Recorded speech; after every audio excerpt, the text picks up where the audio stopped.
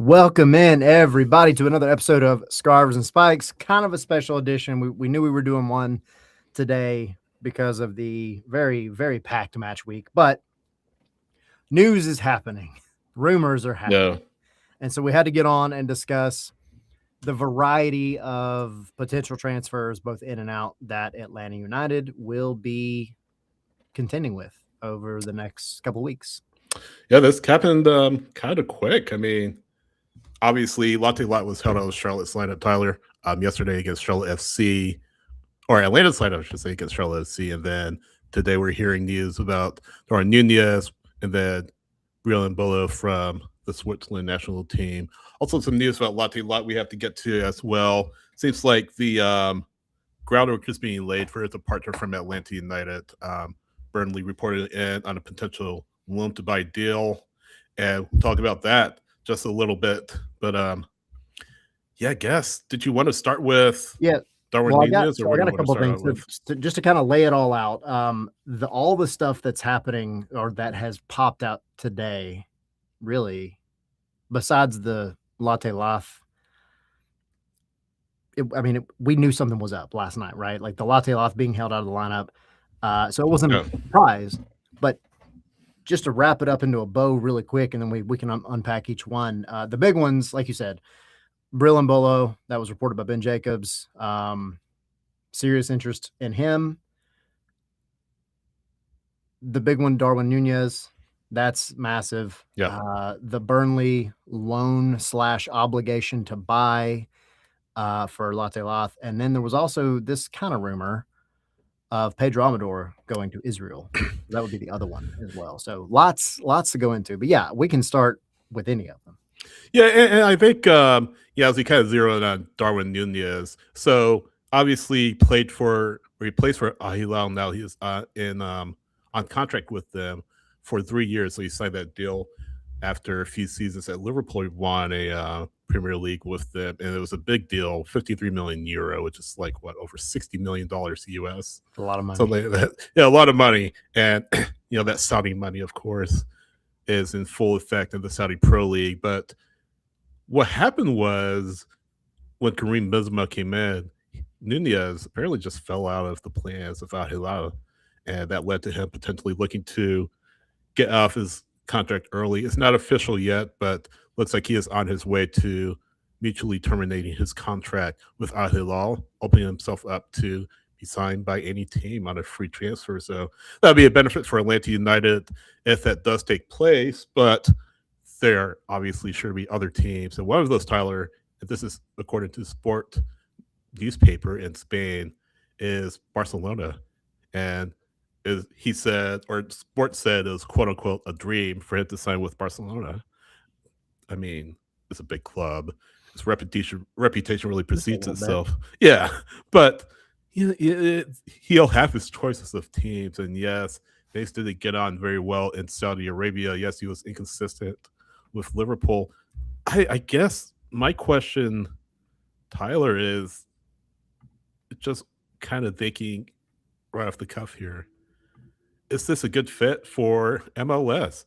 Do you foresee him, if he signs for Atlanta United, do you see him just fading into the distance or succeeding in MLS? I think it's a really intriguing signing.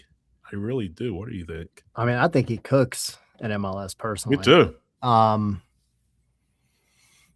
I struggle to take much of anything away from any player who had any seasons in Saudi Arabia. Yeah. For a lot of reasons, but I just don't feel like that league is on the same trajectory as every other league in the world. No. Which I could do an entire podcast about that. I'm not going to go down that rabbit hole, but I just think you can't take what a player did in Saudi Arabia and apply that really anywhere else. With Liverpool, like you said, I mean, maybe up and down for sure, but like the guy's talented, right? Yeah. He's also going to be hungry to get back into the Uruguay national team after whatever just happened. Yeah. at the World Cup. That's a whole other topic in itself. Again, there's a lot of rabbit holes we could go down here, but I just feel like, Barcelona would be a great fit. Also, that's a newspaper that is very much going to tout who they are in Spain and Barcelona. Like, who doesn't want to go play for Barcelona, right? Like, But here's the thing. Atlanta would have to drop some money bags, I'm pretty sure, right? Like, he's not going to just come to Atlanta United, especially the way that they are right now, without some significant pay. But you're paying Miguel Almiron a massive sum, like what, in the top 5, I believe, paid players in Major League Soccer right now. I always go back to this from an Atlanta United perspective, and I can say this because it's not my money. So apologies, Uncle Arthur, for spending the money for you, but you got the money. You're not a club who has to nickel and dime everything. You can go out and, yes, you can allow your deep pockets to kind of save you from very poor transfers in the past. So I'm not as concerned, because I've seen people come out and say, like, oh, I don't want to spend a ton of money and bet on another guy who isn't going to do it. Well, you gotta bet on some guy. You gotta make something happen at some point sooner than later. And thankfully, you got a club that, they need to be prudent with their money for sure, but you have a little bit more leeway than a lot of other clubs do. Where do you think he ends up salary wise if he comes to Atlanta? Messi is at 28.3, Son's at 11.1, DePaulo's at 9.6, Chucky Lozano's at 9.3, Miggy's at 7.7 million. Where do you think Nunez ends up on that list? I imagine 7, right? I was going to say at the absolute floor. 7, 8, somewhere around there. Or 6, 7. It's too early for that. Yeah, that's joke. bad. Yeah, I mean, you're going to get 10 easily. I mean, yeah, for sure. You're going to get playing time. I will say, I think even for players that didn't play in the World Cup, you saw Mercedes-Benz Stadium on the world stage in very good light. You saw what that stadium looks like when people are excited about the football being played in it. And that is a selling point. We've talked about it before. Atlanta doesn't have, the beaches of Miami or the weather and celebrities of LA, or to a degree, maybe the stature of a New York. But you do have Mercedes-Benz Stadium, and you do have, even in the rough days, the best attendance in North America. Well, maybe not North America. Sorry. Azteca. There's but you're up there, right? There's a lot of draws, and you can pay him a decent amount. He's going to be a DP, right? There's no getting around that. So you can pay him what you need to pay him. He's a big-bodied dude who is not afraid to get up in the air, not afraid to scrap. He might be prone to potentially, knock out a bird who happened to fly down through the roof occasionally with a wayward shot. But the guy he's hopefully not too many. Yeah. But he's up in the top tier. So I think this is a great potential signing. We'll see if it happens, but on a free, man, can't beat that. Why not? But again, he'll get his. Again, we just go back to he'll get his opportunities. He'll have his suitors, and like you said, just going back real quick to the Saudi league thing, they have money to burn, so they can just try to scratch a check and try to get anybody they want. I mean, we see Ronaldo go over there as well, so don't want to take, I guess, too much away from what he did or didn't do in Saudi Arabia. Certainly showed his talent in Liverpool, maybe a little bit inconsistent, but I agree. I think this is a player that could really succeed in Major League Soccer if given an opportunity. AL Weekly, though, saying Atlanta United is absent of dogs for no other reason. Nunez is a keeper, yet who will feed him the ball? I think that's another thing you have to think about, right? What was there no one complained about Latte Lath besides confidence, besides lack of finishing? The service. I mean, when he did get the service, he didn't do much with it, but can Atlanta United provide consistent service for Darwin Nunez if he does end up coming to Atlanta? It's a big question. I mean, and you've seen, though, and this is a very small sample size, but you've seen the past 2 matches, a team that at least has created opportunities, right? They're getting in and around the box. They're making some very questionable decisions once they get there, but they've actually done a pretty good job of getting the ball into the final third. And you get a guy like Darwin Nunez in there, you're going to be looking for him. Now, we say this about all top tier strikers. We said it when Joseph was here. If Joseph isn't having the ridiculously magical seasons he had here, he's at least drawing attention away from defenders, or 4 defenders away from others. So that's when you got to have your other guys step up. If Miguel Almiron's still here, which I'm sure he will be, he's got to finish. You know, your other forwards, your midfielders, they've got to take their chances.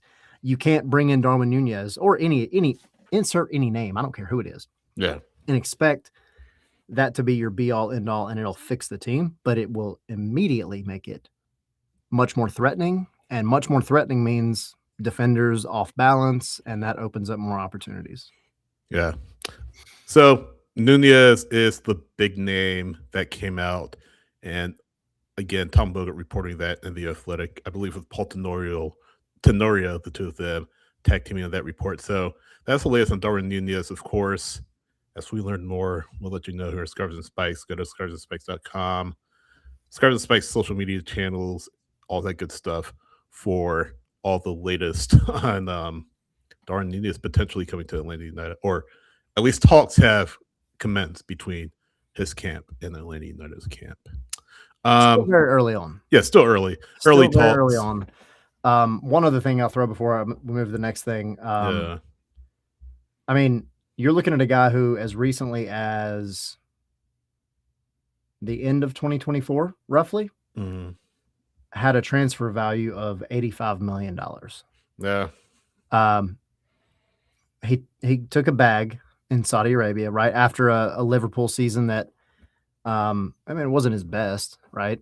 Yeah. But he went to Saudi Arabia, did his thing, and the values kind of dropped since then. In this most recent Saudi Pro League season, he had 6 goals, 4 assists, played a total of 16 matches, started 14. So, I mean, 10 goal contributions out of 1,250 minutes played.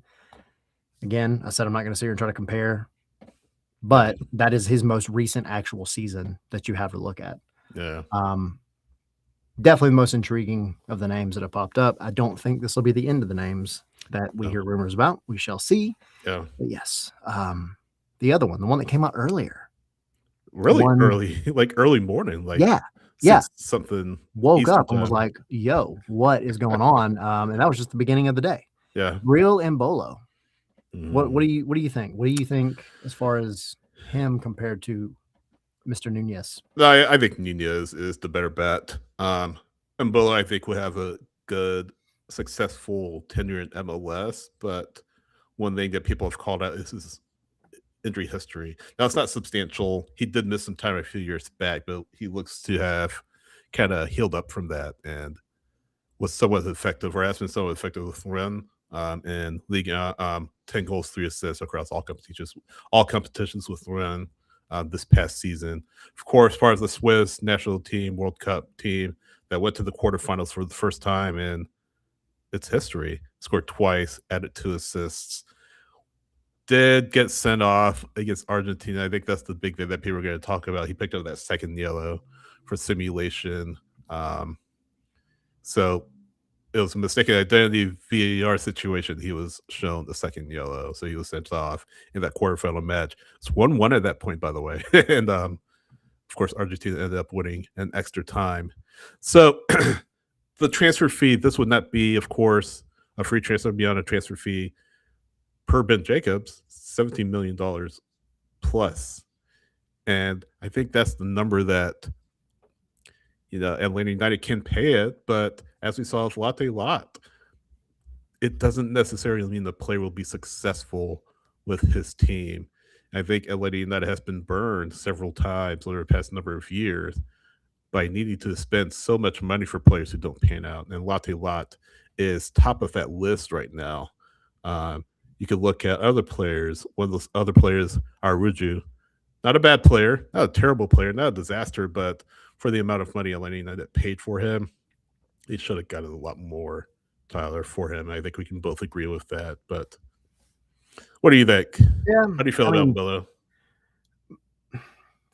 The injury history definitely is a little concerning, but taking out the World Cup, you look at his season right now, or most recent season, started 20 matches, had 8 goals, 3 assists, played about 1,800 minutes total. Took 41 shots, had a 9.09 expected goal, and had, you know, the actual 8 goals. So that's not wonderful. No, but it's not terrible either. It's not terrible. And this is where that we always have this kind of intangible X factor thing we always talk about when referring to players transferring in from another league. And Joseph Martinez is the easy example for Atlanta United fans. He was a winger in Italy, not doing a whole lot. And then he gets brought to Major League Soccer, gets put in the right system, and all of a sudden he is feasting for a couple of years. So I think if you get a guy who is in form, and that's my biggest, I think, looking back, hindsight, that was the biggest thing about Latte Lath. He wasn't in form at the time. You've got a couple of guys here who are in form. One's coming off a World Cup, and I said it back at the beginning of the World Cup. You should not look at a player's performance in the World Cup and jump to conclusions. Right. Which is why I brought up his season prior to this. But you put them both together, and you've got a promising target. But again, injury history and about to be 30, if I'm not mistaken, which is not bad. Yeah. Not bad. But that's kind of getting up there a little bit in terms of making it a little bit more of a risk. But I like the names that you're hearing. I like the type of player that we're hearing rumors about for Atlanta United because it is much needed. Much needed.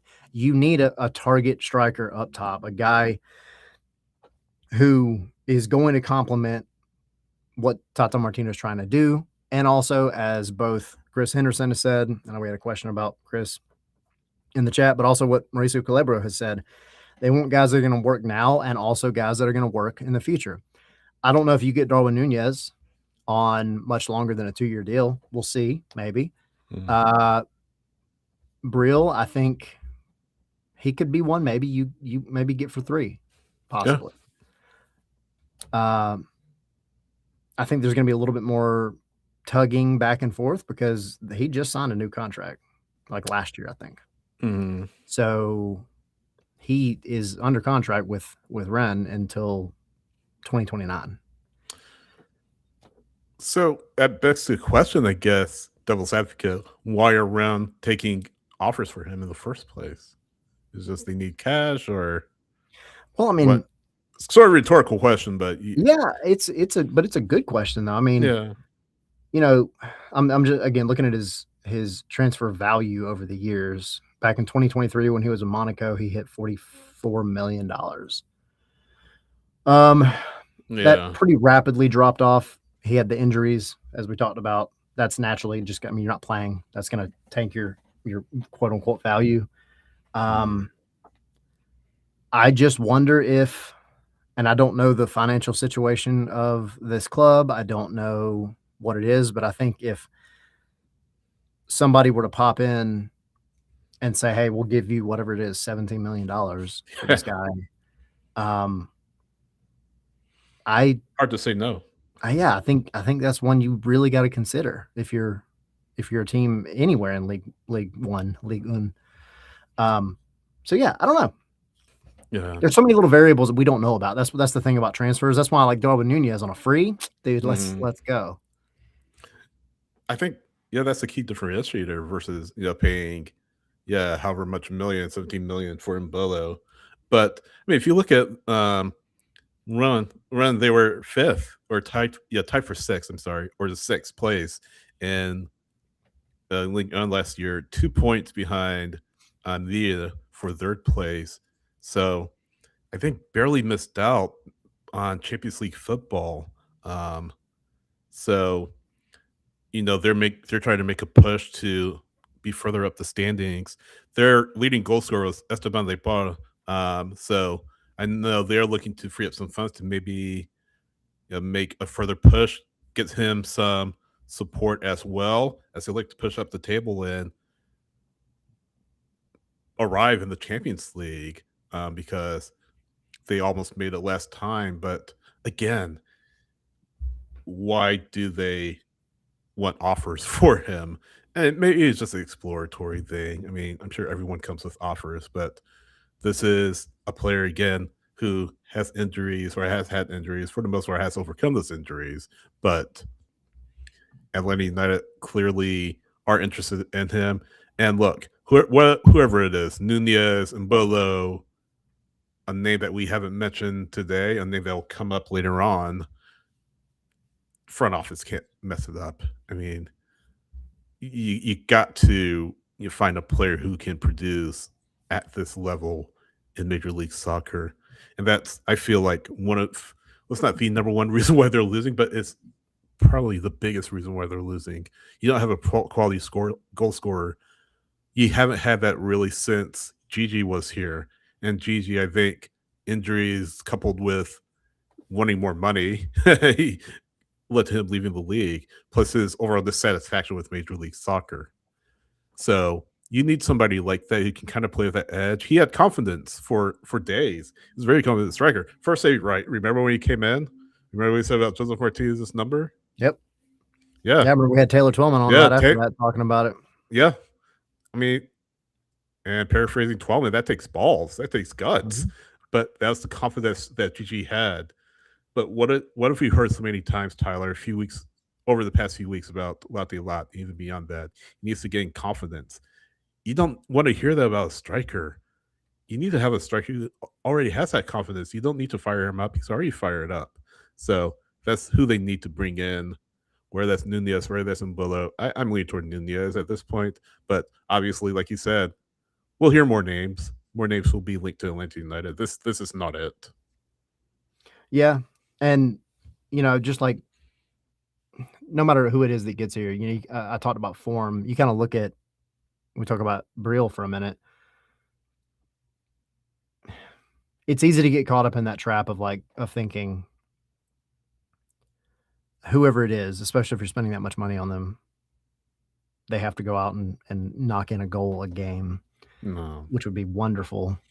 But that version of Joseph Martinez or Carlos Vela, those are few and far between. Mm-hmm. You've got a guy in both of these who they're hitting goal contributions every couple of games. Mm-hmm. This is where you have to, from the front office perspective, it has to be a well-rounded team because, like I said before, you bring in especially Nunez because, again, such a big-bodied dude, and he's going to take shots. They might not all be accurate, but he's going to take shots. He's going to keep back lines on their toes. Yeah. The rest of the team has to pick up the slack, or maybe slack's not the best word, but they have to pick up the space that he's opening up. Whoever it is opening up. So if you get a guy that comes in and he opens up space and builds confidence for those guys around him too, to be able to have those opportunities, that's what you need. You need a gravitational striker, a guy who will create so much chaos and so much havoc in and around the box that when he gets the ball, he can finish it. But almost more importantly, you create opportunities for everybody else. Yeah. That's what's going to help this team in the long run. Not trying to recreate the magic, capture the lightning in a bottle of one of these guys' best seasons, or try to recreate a Joseph Martinez moment. Like you get one of these guys, they come in and they hit 15 goal contributions, like, dude, you're I'll take it. cooking. Well, just one thing before we move on to one thing we didn't mention about Nunez, one thing we didn't mention about Embolo is they both can play on the wing. So Yeah. there's that versatility that they can offer to Atlanta United if they need it. So wanted to call that out as well. Primarily strikers, both of them, but they both can play on the wing. So that's definitely a big plus for either player, whoever Atlanta United decides to bring on, or if it's another player that ends up in the mix for them. Have to move on from somebody Yes. to make this happen.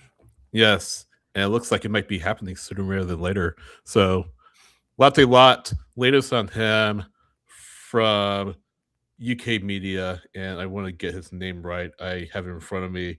Alan Nixon, who has covered soccer for years in the UK, used to write for some major publications over there, but now is independent as of last year.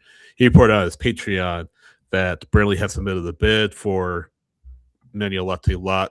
It is a loan with an obligation to buy if Burnley win promotion to the Premier League this upcoming season. Now, Burnley were in the Premier League 2024-25. They finished second to last on the table. I'm sorry, they were they were in the championship 2024-2025. They came in second. They won automatic promotion. And then 2025-26, they finished second to last on the Premier League table and then went back down to the championship. So Very much a boomerang team. yeah. I think they've been up and down over the past few years, to your point. But the deal with Latte Lath would be if Burnley go up at the end of the 26-27 season, they will have to purchase Latte Lath. My assumption is this will be a situation where they'll take his entire salary. I mean, if it wasn't the case, these talks would be a non-starter. That's what would need to happen if LA United want to open up that DP slot through MLS rules, which state that. So Burnley will need to take his entire compensation. LA United would, of course, get roster relief. They would get that DP slot back. I mean, his last pass at the championship was successful to an extent.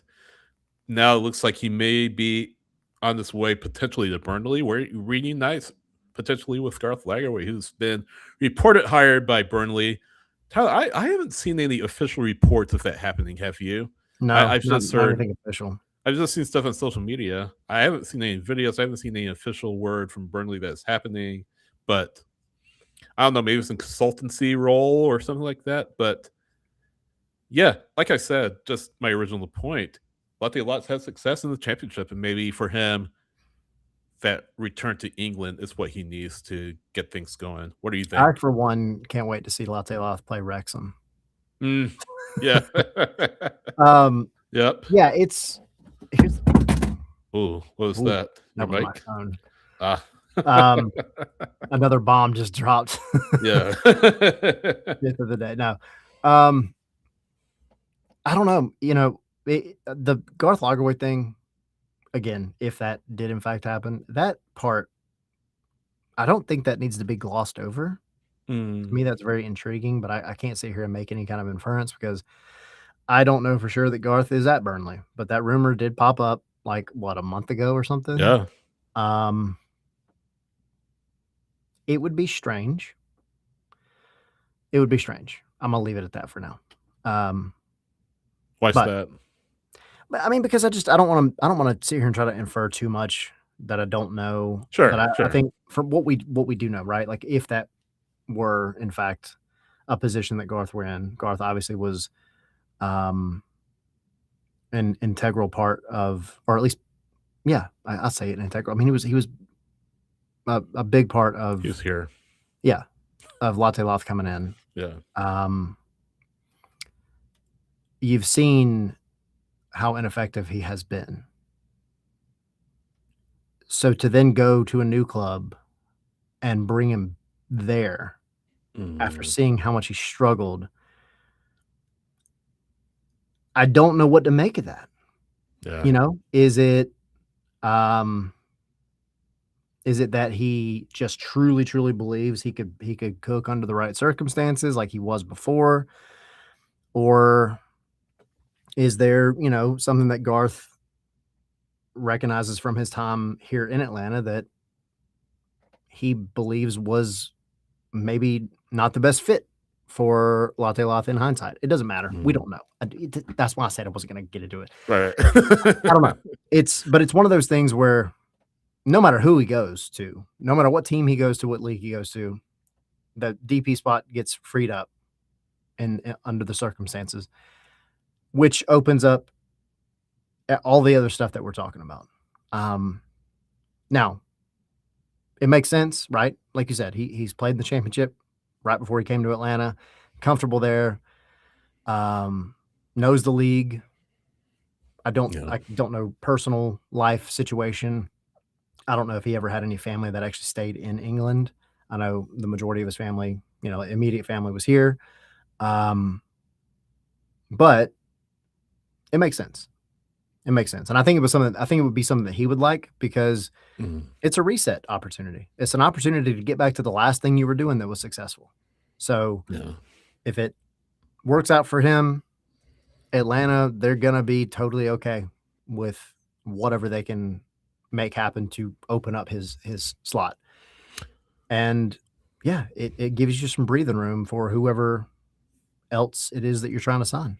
Yeah, and let's remember too that per Chris Henderson, these conversations are happening with a few teams. Breel United, they convert to us that there are conversations with a few teams. So Burnley is by no means the only team that is interested in Latte Lath. I'm sure we'll hear more in the future, but maybe this kind of lets us know what to expect here over the next few weeks or the next few days, I should say. Maybe it's a loan to buy situation because you're not going to be able to get him sold outright unless it's at a terrific loss. So if you loan him or you send him out on loan, that gives the acquiring team an opportunity to say, hey, you have X weeks, X months, I should say, you have the season to show us what you can do. And I know they didn't go with your last stop, but we're giving you an opportunity. If it works out, we'll bring you on full time. If it doesn't, you'll go back.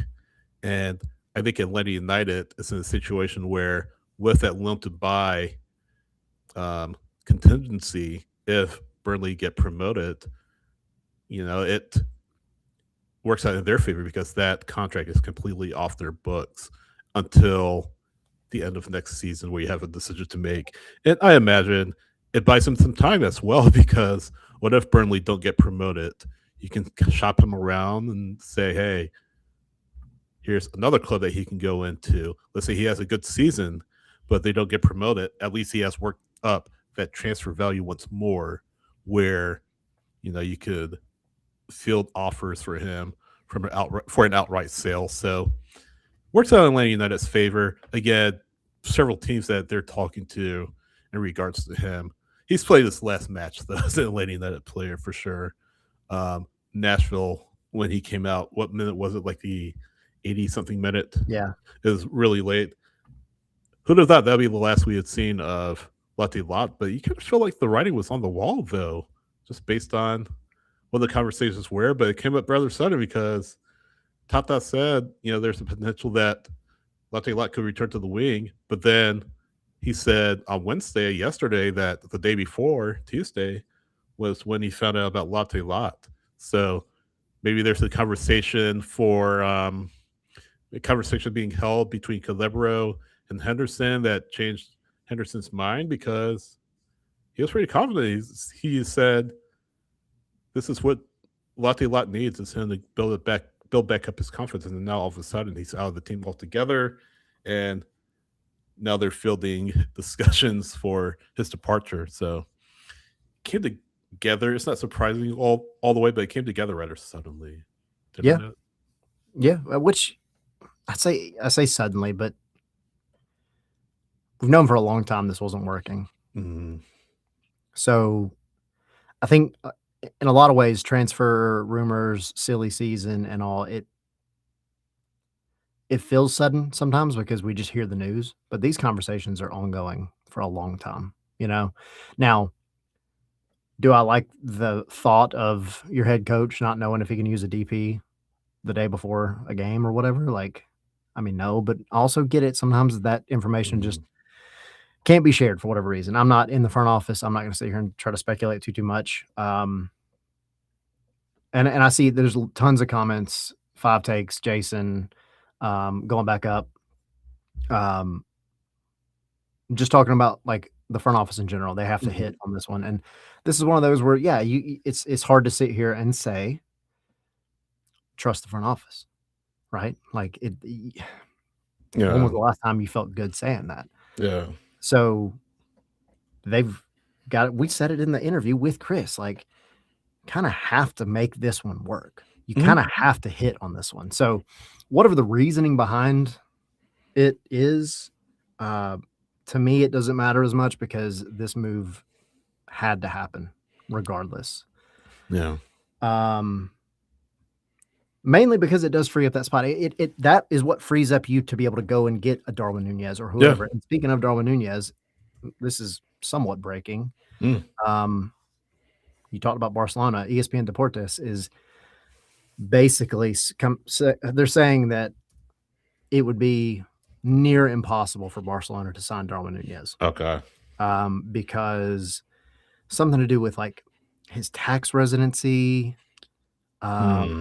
being in Saudi Arabia, and Spain and taxes, they don't really like each other. So, I don't know the ins and outs, but ESPN is reporting that like it would be really, really tough for Barcelona to snag Darwin. So yeah, yay for Atlanta. Exactly.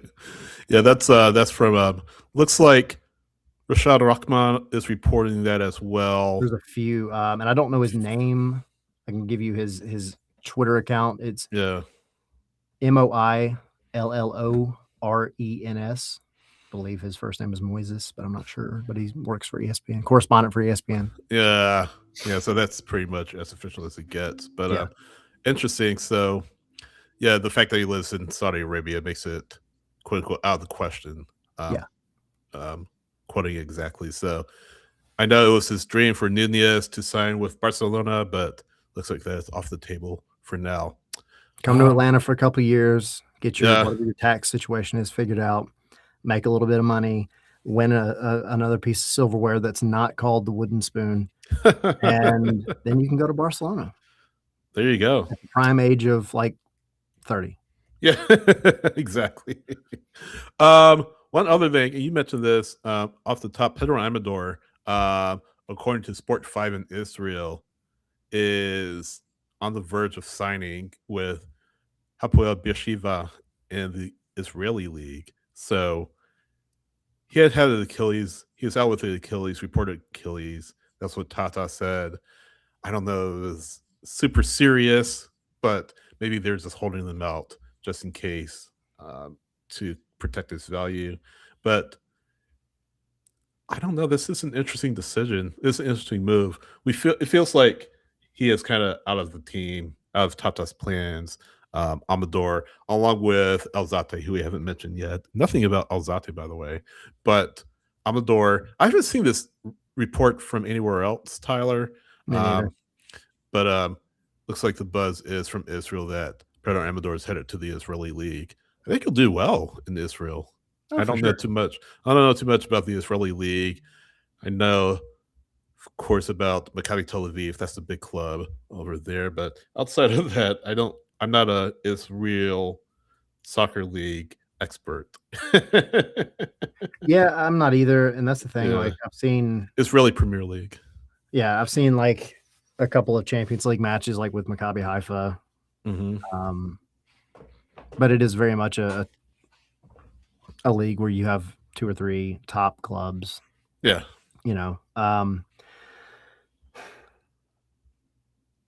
Chris told us that day when we had the interview with him, and then repeated it a couple days later at the press conference, that like they're going to move some players. You have to move some players. I think Pedro is a pretty decent. I think he's a pretty decent option. You mentioned Alzate as well. I don't see a world in which he is still with Atlanta United personally, but if you have a pretty good vision of what you're trying to do, then I'm all for it, because at this point, really, most of this roster is expendable. So you've got to move on from who you can move on from to then create that vision.